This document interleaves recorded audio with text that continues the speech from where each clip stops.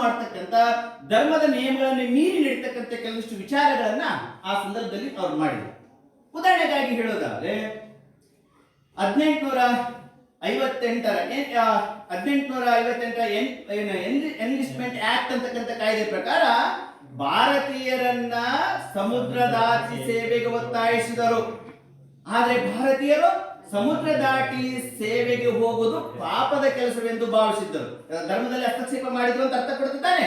ಹಾಗಾಗಿ ಈ ಒಂದು ಘೋಷಣೆಯಲ್ಲಿ ಏನ್ ಮಾಡ್ತಂದ್ರೆ, ಇನ್ನು ಮುಂದೆ ಭಾರತೀಯ ಧರ್ಮದಲ್ಲಿ ನಾವು ಯಾವುದೇ ಹಸ್ತಕ್ಷೇಪ ಮಾಡುವುದಿಲ್ಲ ಅಂತಕ್ಕಂಥ ಆಶ್ವಾಸನೆಯನ್ನು ಕೂಡ ಈ ಸಂದರ್ಭದಲ್ಲಿ ಕೊಡ್ತಾಳೆ.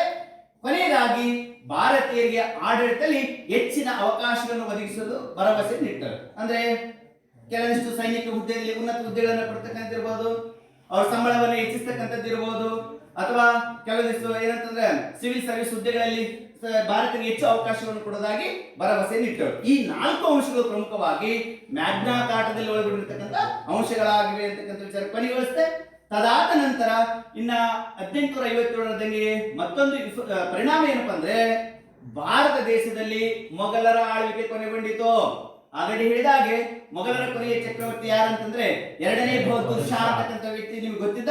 1857ರ ದಂಗೆಯಲ್ಲಿ ಸೈನಿಕರೇ ಆತನನ್ನ ದೆಹಲಿಯಲ್ಲಿ ಪಟ್ಟಕ್ಕೆ ಕೂರಿಸ್ಬಿಟ್ಟು ಆತನೇ ಭಾರತದ ಚಕ್ರವರ್ತಿ ಅಂತ ಘೋಷಣೆ ಮಾಡಿದ್ರು. ಆದ್ರೆ ಈ 1857ರ ಘಟನೆ ಆದ ನಂತರ ಏನಾಗುತ್ತೆ ಅಂದ್ರೆ, ಭಾರತದಲ್ಲಿ ಮೊಘಲರ ಆಳ್ವಿಕೆ ಕೊನೆಗೊಳ್ಳುತ್ತೆ ಅಂತಕ್ಕಂಥ ವಿಚಾರ ಗಮನಿಸಿದ್ರಪ್ಪ. ಇವೆಲ್ಲ ಏನಂತಂದ್ರೆ ಭಾರತ ಪ್ರಥಮ ಸ್ವಾತಂತ್ರ್ಯ ಸಂಗ್ರಾಮದ ಪರಿಣಾಮಗಳಾಗಿವೆ.